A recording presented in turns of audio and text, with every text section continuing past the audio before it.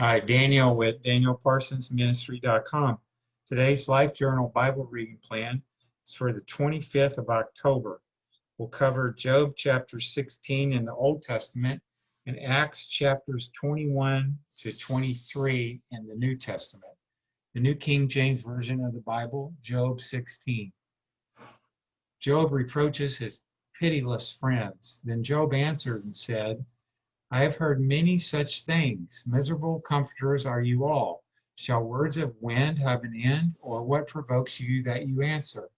I also could speak as you do. If your soul were in my soul's place, I could heap up words against you and shake my head at you.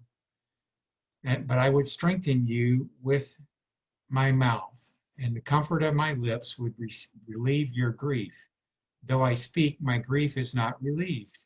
And if I remain silent, how am I eased? But now he has worn me out. You have made desolate all my company. You have shriveled me up, and it is a witness against me. My leanness rises up against me and bears witness to my face. He tears me in his wrath and hates me. And he gnashes at me with his teeth. My adversary sharpens his gaze on me. They gape at me with their mouth. They strike me reproachfully on the cheek. They gather together against me. God has delivered me to the ungodly and turned me over to the hands of the wicked. I was at ease, but he has shattered me. He has also taken me by my neck and shaken me to pieces. He has set me up for his target. His archers surround me. He pierces my heart and does not pity. He pours out my gall on the ground. He breaks me with wound upon wound. He runs at me like a warrior. I have sewn sackcloth over my skin and laid my head in the dust. My face is flushed from weeping, and on my eyelids is the shadow of death. Although no evidence is in my hands and my prayer is pure, O earth, do not cover my blood, and let my cry have no resting place. Surely even now my witness is in heaven, and my evidence is on high. My friends scorn me. My eyes pour out tears to God. Oh, that one might plead for a man with God, as a man pleads for his neighbor. For when a few years are finished, I shall go the way of no return. Now it's time to pull up our New Testament passages for today, which is Acts 21. We'll start. We go through the Old Testament once in a year's time and the New Testament twice in a year's time. Acts 21. Warnings on the journey to Jerusalem. Now it came to pass that when he had departed from them and set sail, running a straight course, we came to Cos. The following day to Rhodes, and from there to Patara. And finding a ship sailing over to Phoenicia, we went aboard and set sail. When we had sighted Cyprus, we passed it on the left, sailed to Syria, and landed at Tyre. For there the ship was to unload her cargo. And finding disciples, we stayed there 7 days. They told Paul through the Spirit not to go up to Jerusalem. When he had come to the end of those days, we departed and went on our way, and they all accompanied us with wives and children till we were out of the city, and we knelt down on the shore and prayed. When we had taken our leave of one another, we boarded the ship, and they returned home. And when we had finished our voyage from Tyre, we came to Ptolemy, greeted the brethren, and stayed with them 1 day. On the next day, we who were Paul's companions departed and came to Caesarea and entered the house of Philip the evangelist, who was one of the 7, and stayed with him. Now this man had 4 virgin daughters who prophesied. And as we stayed many days, a certain prophet named Agabus came down from Judea. When he had come to us, he took Paul's belt, bound his own hands and feet, and said, Thus says the Holy Spirit, so shall the Jews at Jerusalem bind the man who owns his belt, and deliver him into the hands of the Gentiles. Now when we heard these things, both we and those from that place pleaded with him not to go up to Jerusalem. And Paul answered, What do you mean by weeping and breaking my heart? For I am ready not only to be bound, but also to die at Jerusalem for the name of the Lord Jesus. So when he would not be persuaded, we ceased, saying, The will of the Lord be done. Paul urged to make peace, And after those days, we packed and went up to Jerusalem. Also, some of the disciples from Caesarea went with us and brought with them a certain Manason of Cyprus, an early disciple with whom we were to lodge. And when we had come to Jerusalem, the brethren received us gladly. On the following day, Paul went in with us to James, and all the elders were present. And when he had greeted them, he told in detail those things which God had done among the Gentiles through his ministry. And when they heard it, they glorified the Lord. And they said to him, "You see, brother, how many myriads of Jews there are who have believed, and they are all zealous for the law. But they have been informed about you that you teach all the Jews who are among the Gentiles to forsake Moses, saying that they ought not to circumcise their children, nor to walk according to the customs. What then? The assembly must certainly meet, for they will hear that you have come. Therefore do what we tell you. We have 4 men who have taken a vow. Take them and be purified with them, and pay their expenses so that they may shave their heads, and that all may know that those things of which they were informed concerning you are nothing, but that you yourself also work orderly and keep the law. But concerning the Gentiles who believe, we have written and decided that they should observe no such thing, except that they should keep themselves from things offered to idols, from blood, from things strangled, and from sexual immorality, arrested in the temple. Then Paul took the men, and the next day, having been purified with them, entered the temple to announce the expiration of the days of purification, at which time an offering should be made for each one of them. Now when the 7 days were almost ended, the Jews from Asia, seeing him in the temple, stirred up the whole crowd and laid hands on him, crying out, "Men of Israel, help! This is the man who teaches all men everywhere against the people the law in this place. And furthermore, he also brought Greeks into the temple and has defiled this holy place." For they had previously seen Trophimus the Ephesian with him in the city, whom they supposed that Paul had brought into the temple. And all the city was disturbed, and the people ran together, seized Paul, and dragged him out of the temple. And immediately the doors were shut. Now as they were seeking to kill him, news came to the commander of the garrison that all Jerusalem was in an uproar. He immediately took soldiers and centurions and ran down to them. And when they saw the commander and the soldiers, they stopped beating Paul. Then the commander came near and took him and commanded him to be bound with 2 chains. And he asked who he was and what he had done. And some among the multitude cried one thing and some another. So when he could not ascertain the truth because of the tumult, he commanded him to be taken into the barracks. When he reached the stairs, he had to be carried by the soldiers because of the violence of the mob. For the multitude of the people followed after, crying out, "Away with him," addressing the Jerusalem mob. Then as Paul was about to be led into the barracks, he said to the commander, "May I speak to you?" He replied, "Can you speak Greek? Are you not the Egyptian who some time ago stirred up a rebellion and led the 4,000 assassins out into the wilderness?" Paul said, "I am a Jew from Tarsus in Cilicia, a citizen of no mean city, and I implore you, permit me to speak to the people." So when he had given him permission, Paul stood on the stairs and motioned with his hand to the people. And when there was a great silence, he spoke to them in the Hebrew language, saying, and now it's time to get Acts 22 up for you. We've got hundreds of spiritual messages at danielparsonsministry.com.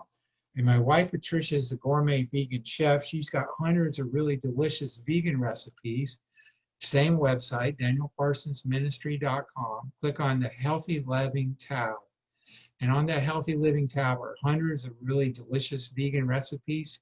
Please comment on your favorite. We enjoy interacting with you. Thank you.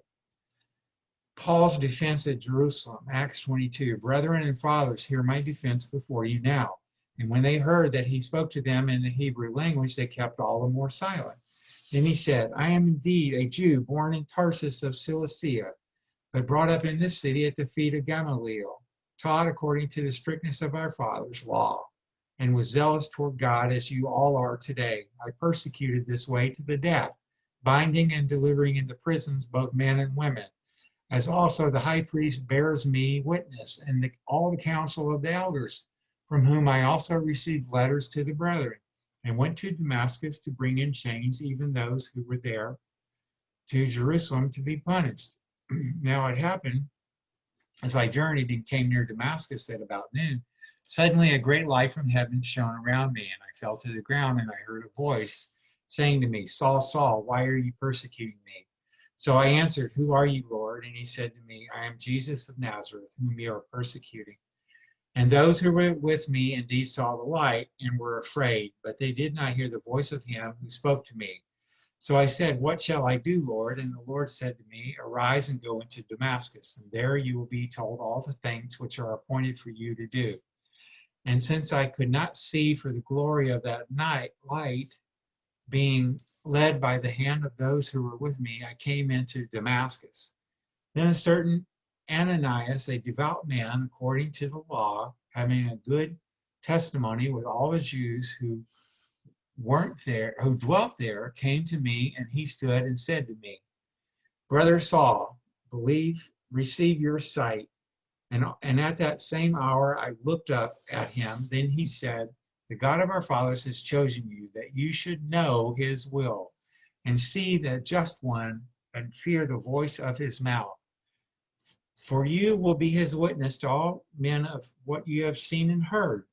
And now, why are you waiting? Arise and be baptized and wash away your sins, calling on the name of the Lord. Now it happened when I returned to Jerusalem and was praying in the temple that I was in a trance, and saw him saying to me, Make haste, get out of Jerusalem quickly, for they will not receive your testimony concerning me. So I said, Lord, they know that in every synagogue I imprison and beat those who believe on you. And when the blood of your martyr Stephen was shed, I also was standing by, consenting to his death and regarding the clothes of those who were killing him. Then he said to me, Depart, for I will send you far from here to the Gentiles, Paul's Roman citizenship. And they listened to him until this word, and then they raised their voices and said, Away with such a fellow from the earth, for he is not fit to live.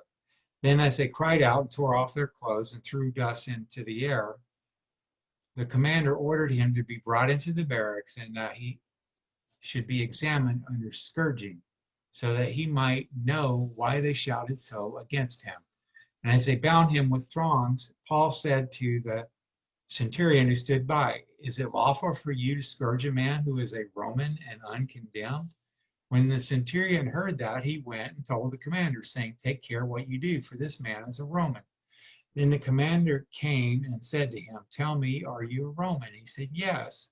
The commander answered, With a large sum I obtained this citizenship. And Paul said, But I was born a citizen. Then immediately those who were about to examine him withdrew from him, and the commander was also afraid after he found out that he was a Roman, and because he had bound him. The Sanhedrin divided. The next day, because he wanted to know for certain why he was accused by the Jews, he released him from his bonds and commanded the chief priests and all their council to appear, and brought Paul down and set him before them. So now it's time to pull up Acts 23, and as I do, please subscribe to my YouTube channel. Just do a search for Daniel Parsons Ministry on YouTube, and you'll find my channel. Acts 23, the Jerusalem Jews plot to kill Paul. Then Paul, looking earnestly at the council, said, Men and brethren, I've lived in all good conscience before God until this day. And the high priest Ananias commanded those who stood by him to strike him on the mouth. Then Paul said to him, God will strike you, you whitewashed wall. For you sit to judge me according to the law, and do you command me to be struck contrary to the law? And those who stood by said, Do you revile God's high priest? Then Paul said, I do not know, brethren, that he was the high priest, for it is written, You shall not speak evil of a ruler of your people. But when Paul perceived that one part were Sadducees and the others Pharisees, he cried out in the council, Men and brethren, I am a Pharisee, the son of a Pharisee, concerning the hope and resurrection of the dead, I am being judged. And when he had said this, a dissension arose between the Pharisees and the Sadducees, and the assembly was divided. For Sadducees say that there is no resurrection and no angel or spirit, but the Pharisees confess both. Then arose a loud cry, and the scribes of the Pharisees stood party arose and protested, saying, "We find no evil in this man. And if a spirit or an angel has spoken to him, let us not fight against God." Now, when there arose a great dissension, the commander, fearing lest Paul might be pulled to pieces by them, commanded to go down and take him by force from among them and bring him into the barracks, the plot against Paul. But the following night the Lord stood by him and said, "Be of good cheer, Paul, for as you have testified for me in Jerusalem, so you must also bear witness at Rome." And when it was day, and some of the Jews banded together and bound themselves under an oath, saying that they would neither eat nor drink till they had killed Paul. Now there were more than 40 who had formed this conspiracy. They came to the chief priests and elders and said, "We have bound ourselves under a great oath that we will eat nothing until we have killed Paul. Now you therefore, together with the council, suggest to the commander that he be brought down to you tomorrow, as though you were going to make further inquiries concerning him, but we are ready to kill him before he comes near." So when Paul's sister's son heard of their ambush, he went and entered the barracks and told Paul. Then Paul called one of the centurions to him and said, "Take this young man to the commander, for he has something to tell him." So he took him and brought him to the commander and said, "Paul the prisoner called me to him and asked me to bring this young man to you. He has something to say to you." Then the commander took him by the hand, went aside, and asked privately, "What is it that you have to tell me?" And he said, "The Jews have agreed to ask that you bring Paul down to the council tomorrow, as though they were going to inquire more fully about him. But do not yield to harm, for more than 40 of them lie in wait for him, men who have bound themselves by an oath that they will neither eat nor drink till they have killed him. And now they are ready, waiting for the promise from you." So the commander let the young man depart and commanded him, "And let no one that you have revealed these things to me send to Felix." And he called for 2 centurions, saying, "Prepare 200 soldiers, 70 horsemen, and 200 spearmen, to go to Caesarea at the 3rd hour of the night, provide mounts to set Paul on, and bring him safely to Felix the governor." He wrote a letter in the following manner: "Claudius Lysias, to the most excellent governor Felix, greetings. This man was seized by the Jews and was about to be killed by them. Coming with the troops, I rescued him, having learned that he was a Roman. And when I wanted to know why the reason they accursed him, I brought him before their council. I found out that he was accused concerning questions of their law, but had nothing charged against him deserving of death or chains. And when it was told me that the Jews lay in wait for the man, I sent him immediately to you, and also commanded his accusers to state before you the charges against you." That's against him, I'm sorry. So the charges against Paul. Okay, so that's the end of today's Bible reading, my friend. And God bless you until we're together again. Bye for now.